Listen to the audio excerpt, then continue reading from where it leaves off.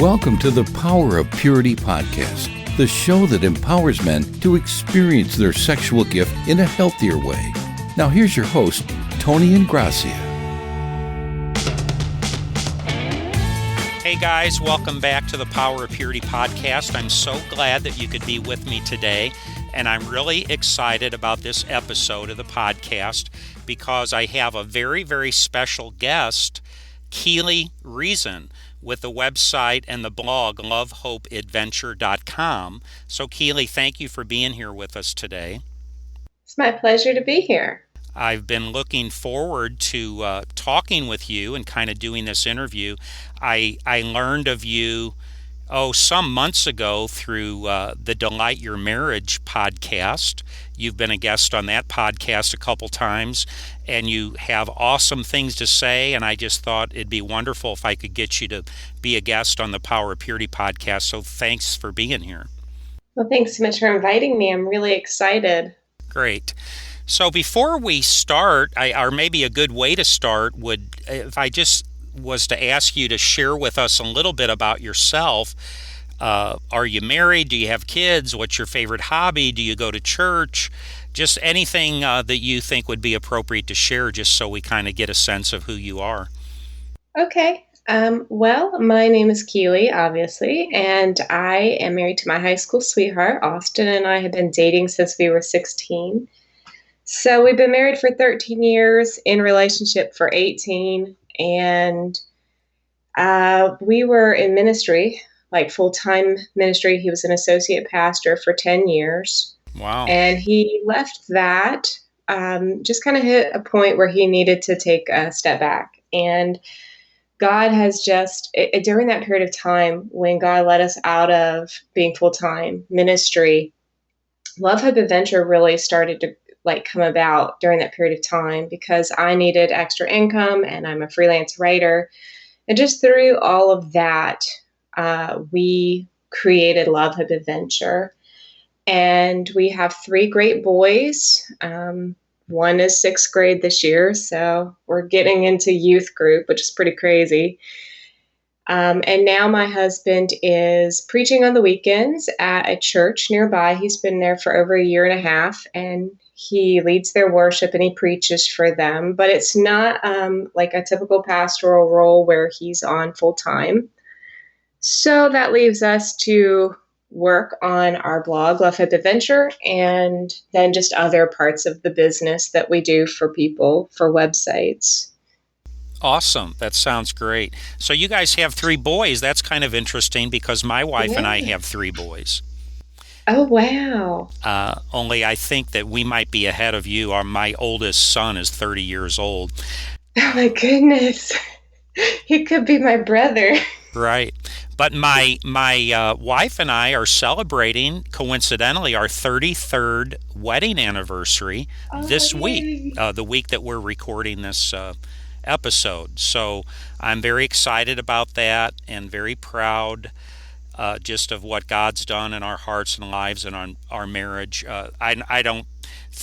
I'm not sure that you've heard my story yet, but I haven't. The fact that my wife and I are together after 33 years is literally a miracle of God. We went to hell and back in the context of our marriage. And in large part, at the epicenter of our crisis was the issue of sex. We were 2 very deeply broken people around the sexual area of our life. And when you take 2 messes and you put them together, you get a bigger mess. And that's what we were in the early years of our marriage. And it took us quite a while to get some things figured out. And we ended up in this pretty extensive process of Christian counseling. And but it was difficult, but it was redemptive, and God used it to really dig deeply into our hearts and lives and help us figure some things out and change some things. And now we're living the dream. We're in the happily ever after part for real. It's like we're on our honeymoon. So I just praise God that He has the power to change human hearts and lives, and He has the power to redeem deeply broken marriages. That is such an amazing testimony. Yeah, it's really cool. So could you share with us just a little bit more about this concept of love, hope, adventure. So you guys have had a heart for ministry, a background in ministry. You love God. You want to serve God. Of all the topics you could choose to write about and try to help people, you have this heart, this passion, this vision for this concept of love, hope, adventure, which essentially is a marriage theme. Your heart is to encourage and help marriages. Is that correct? It absolutely is. And so I have always wanted to be a writer, ever since I was a kid, and I had no clue how that would ever happen. And so when blogging came about, my husband Austin, he kept saying, "You need to be a blogger. You need to write blogs." And I'm not a tech person at all.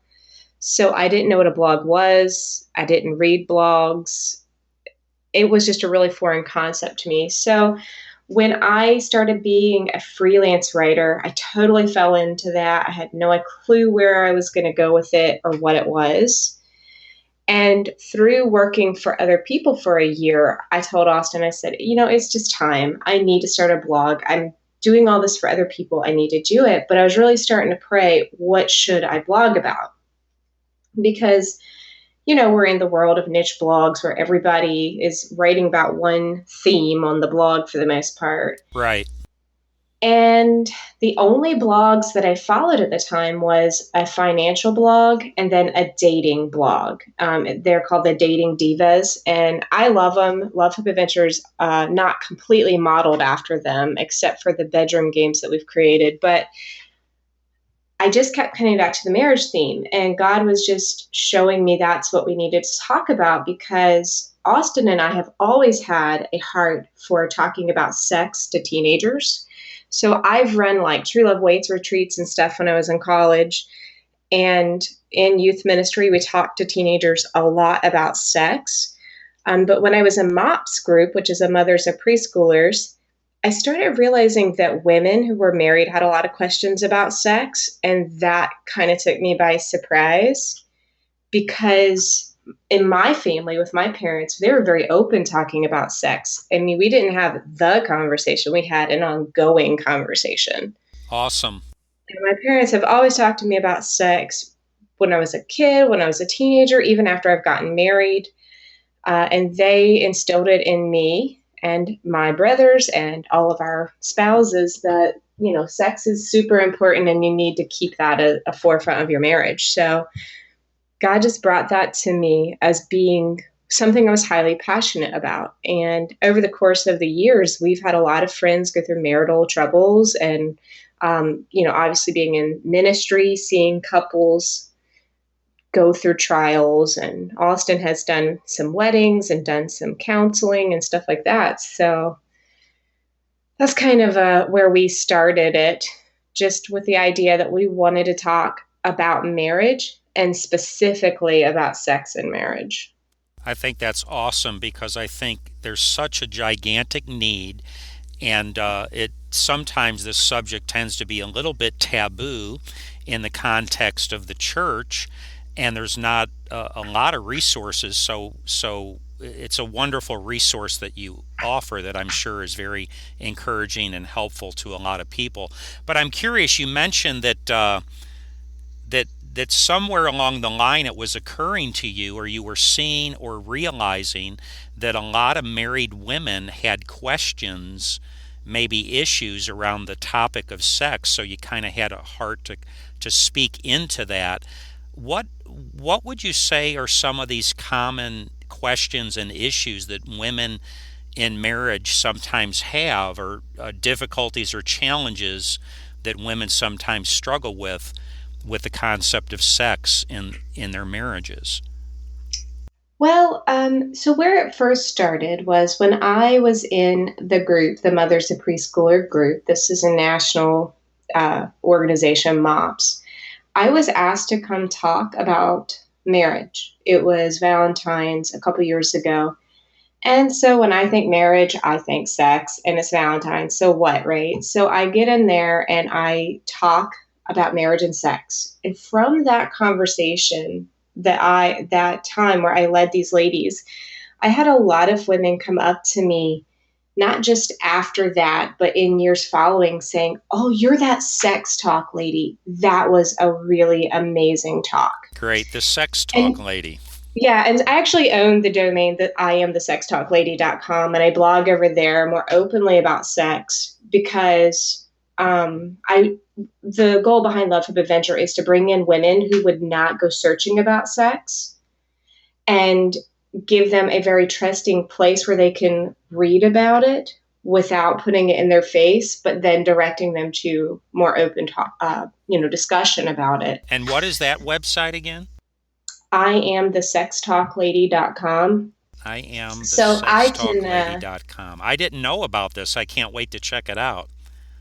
Yeah, I reference it. Like, I will put articles over there that aren't as fitting on Love Hope Adventure, and then I link to them. And I put a lot of times in my newsletters and stuff, I'll link to that website because what women that I am targeting, they are women that love the Lord.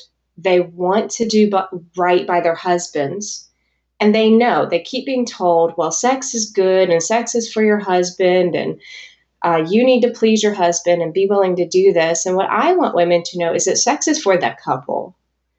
And Absolutely. I think women, they really have this idea, not all of them, but some women have this idea that this is just their duty as part of their relationship to their husband to have sex. And I think they really miss out when they view it like that. Right. How sad. Absolutely. Almost like a chore, or what I call duty sex. It's something that I'm obligated to do. Like I do the laundry in the house, I mop the kitchen floor, I do the dishes, I do the grocery shopping. And oh yeah, I'm supposed to have sex with my husband because that's what a good wife does. And what you're saying is that you think that there's a lot of women that kind of end up in that place with that kind of Exactly. viewpoint and opinion and appetite of sex. So what do you think that's all about? Why do so many women, and even Christian women, end up in this kind of diminished position and viewpoint of sexuality? Well, I mean, honestly, some of it is rooted in just this teachings in the church. And I'm not saying my church or whatever, but I think that we as women are given this idea, like by the culture, that sex is something that men need and want and expect out of us. So as a Christian wife, we understand that sex is something that's important or a need, and we want to provide that for our spouse. So I think it's just like this melding of what the culture has done to sex for women and our understanding of the scriptures. I mean, maybe even some Christians teach that having sex is for men. I don't know that. I've never heard that, but it probably could be taught somewhere. Right. So I don't know. It's just a matter of, I don't know. The culture really does kind of teach women that their sexuality is something to be ashamed of. Right. And I think it's probably a well recognized reality that, you know, in every marriage, every couple, there's a higher sexed partner and a lower sexed partner. And sometimes the woman can be the higher sex person, but more often than not, I suspect that it's the man that's higher sexed. And because of that, the woman typically has lower desire, or very frequently is the low desire person. So maybe she could kind of take it or leave it, but her husband has high desire, he's really into it. So she ends up in this kind of subservient place where it almost feels like she has to do it, even if she doesn't really want to do it, but she's supposed to do it if she's going to be a good wife. And therefore, she ends up in this place of duty sex, you know?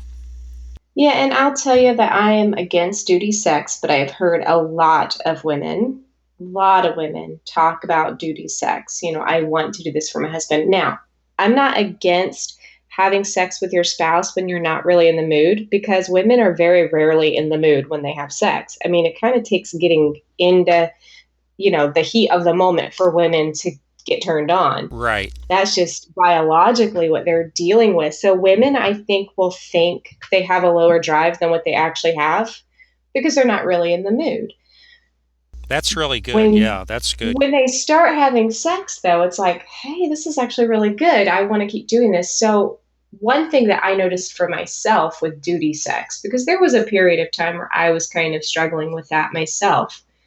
Austin and I, we had different expectations at night. And if we were going to bed really late, that is not when I want to have sex. I don't want to have sex when I'm exhausted. Sure. So there were some times when I was having sex out of duty, and we used to have this discussion.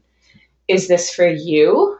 Is this for both of us, or is this just for me? Like, this used to be a standard discussion every time we go to have sex. Is this for both of us? Or, is this just for me? Or are you just doing this for me? Because he recognized there were times when I was doing it just for him. Mm-hmm. There's nothing wrong with that. And I don't consider that duty sex.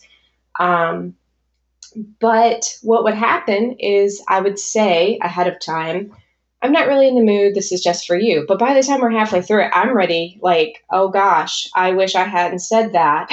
You're getting in the mood. Sure. I'm getting in the mood now. And he's about done. And so that actually built a lot of resentment in me because, I was getting to a place where I was aroused, but I couldn't do anything with it because we had this discussion ahead of time. So one of the things that I finally decided was that I wasn't ever going to say it was just for him. And that was my own decision because it was building resentment in me. And that's not his fault. That's mine.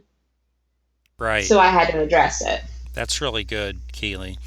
So what advice would you have for these Christian women, or if there was a Christian woman listening to this episode and she can really identify with what you're describing right now? She's kind of in this place of, for lack of a better term, duty sex. She does it more for her husband than for herself. She has a diminished level of desire or interest. What advice do you offer, or how do we help her to grow, or what does she need to understand or deal with or come to terms with? How can we help her to be more present, more interested, more participating in her marriage? Well, there's so many things that a woman has to address, and all of them are mental. I mean, for the most part, it's mental. So a woman has to decide, first of all, do I have any sexual baggage I have to work through? And she very well may. If she's been abused in the past, she's got to deal with that abuse because she's not going to feel free to enjoy sex if she's dealt with sexual abuse in the past. She could have like some teachings that's kind of hanging her up. Well, good girls don't really like sex or something like that. She's got to get through those inhibitions of feeling shame for her physical desire, and then admit that she does have physical desires and be willing to cultivate them. But it's all mental for women. So I tell women, you have to give yourself permission to enjoy sex, to acknowledge that you like it, and to fantasize about your spouse. Just giving yourself that permission, and it will really free them up. That's so good, Keelie. I really like it. I happen to be a licensed professional counselor in the state of Missouri. I hold a master's degree in counseling, and I really like this concept of a tree producing fruit, and the idea of these 4 words. Fruit comes from roots. An apple tree makes apples, an orange tree makes oranges, but ultimately the fruit that's coming out on the tree is a byproduct of the roots themselves. And so often people have what I might call root issues in their life that they've never ever dealt with, and it might go all the way into their past, maybe their history, their sexual history, things that happened to them, things that they themselves have done, their shame. It might have to do with relational issues in the context of the marriage itself. Mm. It might have to do with issues that a woman has with herself, just her body image, her self esteem. But so often there's these issues that have been undealt with, unrecognized, or identified, and people have never dealt with that stuff, and it has a way of following you, kind of like a shadow, into the context of your marriage, and then Mm. even deeper into the context of the marriage bed.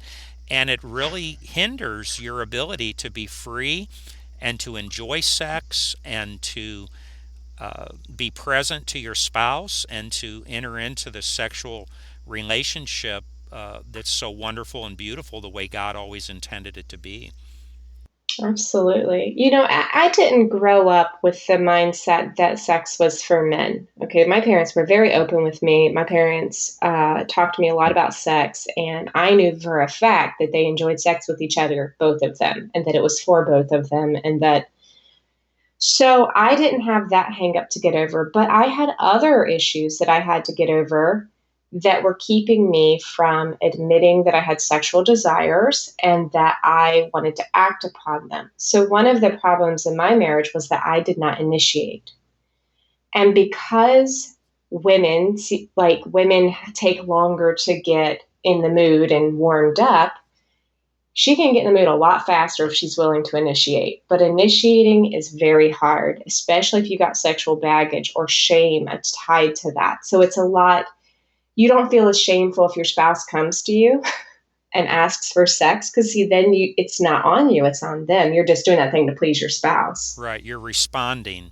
You're responding. You're not initiating. You're not admitting, hey, I need sex. I want to be with you. And some women really struggle to say that, Right. mainly because of the shame that they have attached with sex, whatever the shame or whatever the reason for the shame. Right. So I think that there's truth to this concept that sometimes the issues that we're struggling with, even sexually in the context of the marriage, really it's trying to expose something. It's like when a blinking light's going off on your dashboard in the car, it's telling you, warning, warning, something's not right here. So Mm. if there's this low desire, this inability to initiate, this inability to enjoy, it's like these are all signals that something isn't right. We need to give attention to something. We need to look at something, repair something, so that hopefully we can be in a healthier place with each other. Can Absolutely. can I ask you, Keelie, in your case, you talked about how it was hard for you to initiate. Oh, absolutely. And how would you put words to that? What was it that was making it so hard for you personally? I just had some things that I had to get over from just some things I needed to get over about sex. And I had to come to terms with the fact that I was not admitting that I had sexual desires. I was really suppressing them. And I'm not really a shy person, but when it came to initiating, I was very shy. It was just a mental thing that I had to get over. I don't know why. I mean, I do know why, but I just had some shame associated with taking physical pleasure. Like if it was given to me and I didn't initiate that, then I didn't feel bad about it. But if I had to initiate, that was an issue. So because my husband's and my schedule was different as far as wanting to go to bed at night or whatever, my inability to initiate was causing a lot of problems. It's And if he would, something maybe that was hurtful to him because oh, absolutely I hurtful to him. I mean I can tell you certainly as a guy, as a husband, and I mean I can relate to this conversation from the early days of our marriage. I mean, imagine this, I thought of this metaphor one time with my boys. I have three boys, and and I'm an outdoorsman. I love to hike and hunt and fish and all that stuff. And we actually have a lake behind our house, a small pond. So I asked my son to go fishing. This is a metaphorical story. So I say, "Hey Sam, you want to go fishing?" He says, "No, Dad, I don't want to go. No, thanks." So the next day I ask him again, "Hey Sam, you want to go fishing?" No, Dad, I don't want to go. Thanks. I'm going to play my video game. And I have a heart to spend time with my son. I want to be a good dad. We should hang out. We should do something. So I keep asking him day after day, and he keeps saying no. So finally, I kind of exert my will upon him and say, "Look, Sam, I'm not asking you anymore. I'm telling you, we're going fishing." Mm-hmm. So I kind of force him into this position where he has to do this thing that he really doesn't want to do. So I get him out in the boat with me, and he's sitting there kind of with his arms crossed, kind of like the story of the little boy who got in trouble and his mom made him sit down in the corner, and his arms were crossed and he was real upset, and she said, "What's wrong?" And he said, "Well, I'm sitting down on the outside, but I'm standing up on the inside." So how rewarding would that be for me as a father to enjoy this fishing experience when I know in my heart that my son doesn't really want to be here with me doing this thing, you see? And so I think it's profoundly difficult for the husband, or I'm sure for the wife as far as that goes, for a spouse who's interested in sex and intimacy, but they detect that their spouse is not interested. They really don't want to be doing this, but they're doing it with like this sense of reluctance. I mean, that's very hurtful. It's very disappointing. It's very upsetting. And then if you go ahead and partake, then you feel like a jerk because you know that they don't want to be doing it. So it just leads to all this confusion and disruption and disorientation and misunderstanding and confusion and upset. So I think that's something that a lot of couples experience. Well, I think it unfortunately kind of makes this cycle. So you have a high drive spouse who wants to have sex, and then you have the low drive spouse for whatever reason, whether they're not very good at initiating, so they're getting propositioned when they just can't do it because they're exhausted, or maybe they haven't had the time to make the mental switch, or whatever the reason that they're hesitant about it. And so they get approached by the spouse and they decline it. And then it just kind of builds this cycle and brings this tension between them, so that when they do choose to have sex, because, the one has given in, so to speak, because they can see that they're hurting their spouse by saying no, then the spouse comes in and they feel bad the whole time they're having sex with them. And they aren't there to meet the low drive spouse's needs. So that sends a signal to the low drive spouse that the high drive spouse is just there to meet their own needs. Right. And so it just unfortunately builds this cycle where the low drive spouse thinks the high drive spouse only wants them for their body. The high drive spouse is just trying to get in and get out as quickly as possible without bothering them too much. And so there's no real breaking of the cycle. Right. So it creates this cycle that's difficult and hurtful and confusing and disorienting and upsetting to everybody. And then you try to talk about it, and it's hard to talk about, and it's very difficult. And I'm telling you, what we're talking about right now defined my marriage, the early years of my marriage. I mentioned earlier just a little bit of our testimony, but my wife and I were two very deeply broken people, and we were just a mess together, and we could not function. We couldn't relate. We didn't know how to connect. We didn't know how to talk about it. It was profoundly difficult. So thank God for His grace and His mercy.